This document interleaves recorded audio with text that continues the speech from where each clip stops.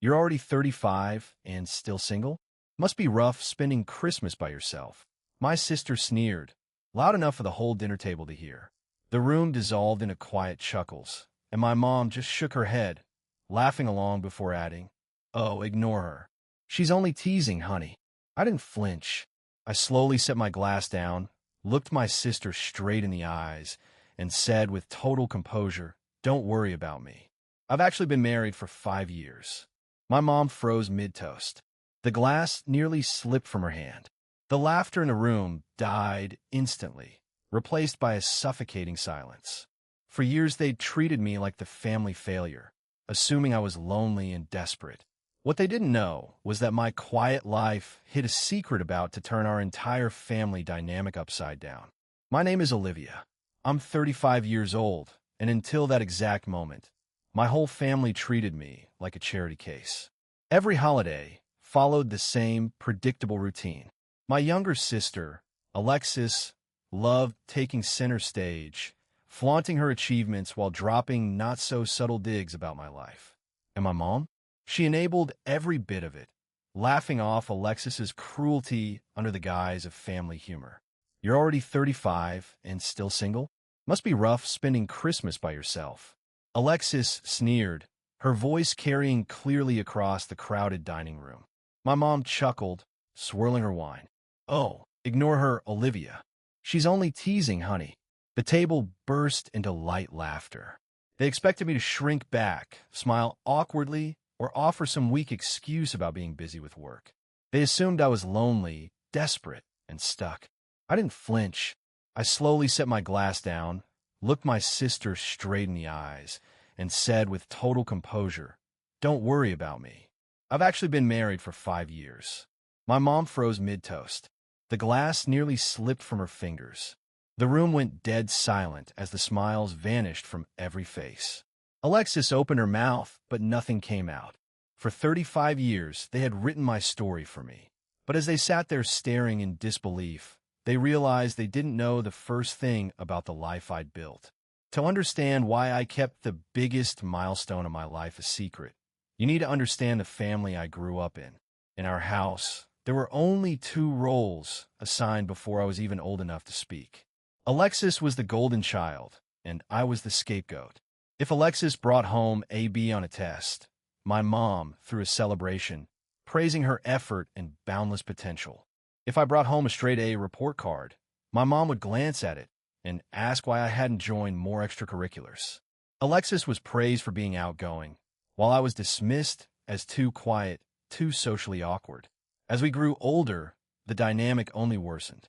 When Alexis entered her 20s, every minor relationship milestone was treated like a royal wedding announcement. Meanwhile, my mom built a permanent narrative around me. Olivia was too picky, too focused on her career, destined to end up alone. They spoke about my future with a mix of pity and condescension, using my supposed loneliness to make themselves feel superior.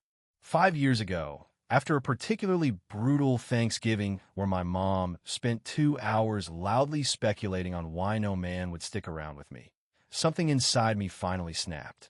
I realized that as long as I kept seeking their approval, I'd stay trapped in the box they'd built for me. So I made a quiet, firm decision. I stopped fighting for a seat at a table designed to make me feel small. I stopped sharing my personal life, my dreams, my happiness with them. I decided to build a life entirely on my own terms, one completely shielded from their judgment, jealousy, and endless games. Shortly after I emotionally detached from my family, I met Julian. We crossed paths at an architectural design seminar, and from the moment we started talking, the connection felt effortless. Julian was everything my family believed I couldn't attract: grounded, deeply intelligent, kind, and remarkably successful as a structural engineer. But above all, he valued privacy and genuine peace just as much as I did. When our relationship naturally evolved into marriage 5 years ago, we talked openly about how to handle my family. Julian knew the constant toxicity I endured from them. He'd seen how my mom diminished every achievement, how Alexis turned every family gathering into a stage for her vanity. We both agreed that inviting them into our milestone would only invite their cynicism and sabotage. So we chose a small, elegant courthouse wedding with our closest, most supportive friends. It was intimate, beautiful, and completely ours. No grand family spectacle, no backhanded compliments from my sister, no patronizing sighs from my mother. It was the purest day of my life. For 5 years, Julian and I built a quiet, deeply fulfilling life together. We bought a beautiful home in the suburbs, traveled the world, and supported each other's dreams without needing social media validation or family approval. Every time my mom called to pity me for being a lonely 30-something, or Alexis made jabs about my empty ring finger, Julian and I would just share a private smile. I let them believe whatever lie made them feel powerful, because I knew the truth. My life was full, my heart was protected, and the man I loved was waiting for me at home. Back at the dinner table, the silence was deafening. My mom was the first to break it, her voice high and incredulous. "Mary, Olivia, stop it. That's not funny. You can't just make up a lie because your feelings got hurt." Alexis scoffed, forcing a shaky laugh. "Right. 5 years. Nice try, Olivia. Is this your pathetic way of stealing my spotlight? You don't even go on dates, let alone have a husband." I didn't raise my voice. I didn't get defensive. I simply reached into my purse, pulled out my phone, and unlocked the screen. I opened my photo gallery and slid the phone across the polished table, right between my mother's wine glass and Alexis's plate. My mom leaned in, brow furrowing, while Alexis peered over her shoulder. On the screen was an album from our intimate wedding day. Julian in a tailored navy suit, holding my hands beneath an archway of white roses, both of us laughing with genuine happiness. Beside those were photos from years of celebrating anniversaries at home and traveling the world together. My mother's face drained of color. Alexis's mouth fell open in shock. "His name is Julian," I said smoothly, my tone entirely level. "He's a principal partner in an engineering firm, and we've lived together in our home for 4 years. I didn't hide him because I was ashamed. I hid him because I wanted my marriage safe from your spite." Alexis stared at the screen, eyes wide with a mix of anger and humiliation. For the first time in her life, she had nothing smug to say. The lonely single sister she'd ridiculed for years was married to someone far more successful, stable, and devoted than anyone she'd ever brought home. The silence over the table shifted from pure shock to a desperate scramble for control.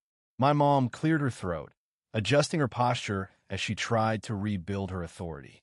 "Well, Julian seems very accomplished, Olivia," she stammered, eyes darting between my phone and my face.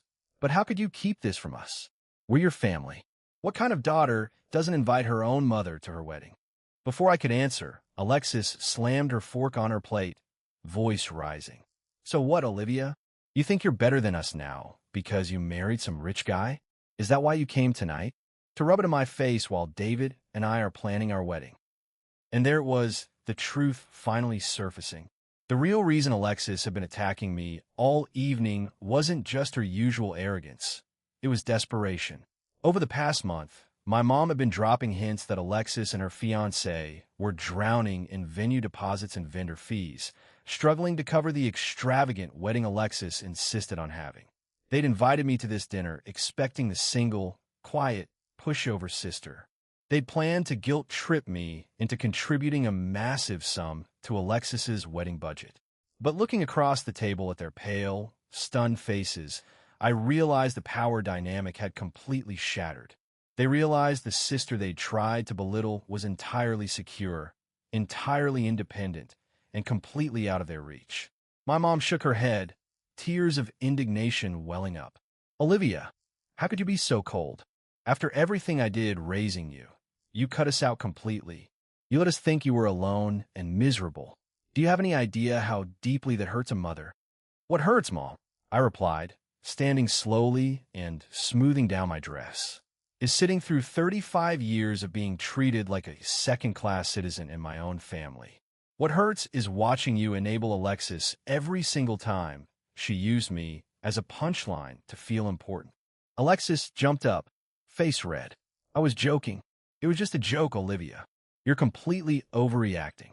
It wasn't a joke, Alexis, I said calmly, looking her straight in the eye. It was a habit. You only wanted me around, so you'd have someone to look down on.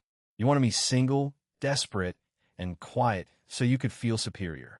And Mom wanted me around as the dependable scapegoat who'd eventually step in and fix everyone else's financial messes. The room fell completely silent.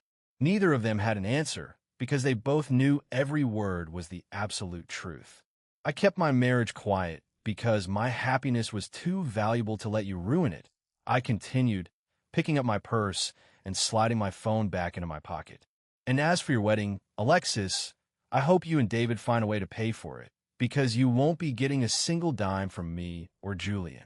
My mom reached out her hand, voice suddenly begging. Olivia, please don't just walk out like this. We can talk about this. We've talked enough for a lifetime, I said softly. I picked up my coat, turned my back on the dinner table, and walked out the front door.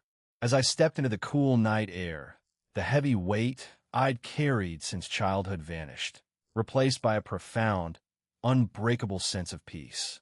3 months have passed since that dinner, and my life has never been more peaceful. The fallout was predictable. My mom called dozens of times, cycling through angry voicemails, guilty apologies, and desperate pleas for financial help. Alexis eventually had to scale back her extravagant wedding to a modest backyard ceremony, since her fiancé's family refused to foot the entire bill alone. I didn't attend, nor did I send a gift. Instead, I permanently muted their numbers, granting myself the quiet life I'd earned. Last weekend, Julian and I celebrated our 5th wedding anniversary at a quiet seaside resort. Sitting on the balcony as the sun set over the water, Julian held my hand, his thumb tracing the simple gold band on my finger. He looked at me with the same warmth and respect he'd shown every single day since we met. Any regrets about how it played out? He asked softly. I looked back at him and smiled, feeling a deep, unshakable peace. Not a single one. Growing up in a toxic family makes you believe you owe people endless chances just because you share the same blood. But the greatest lesson I've learned at 35 is that peace is built, not inherited. You don't have to stay small to make toxic people comfortable, and you never have to justify protecting your own happiness. Living well, entirely on your own terms, really is the best revenge.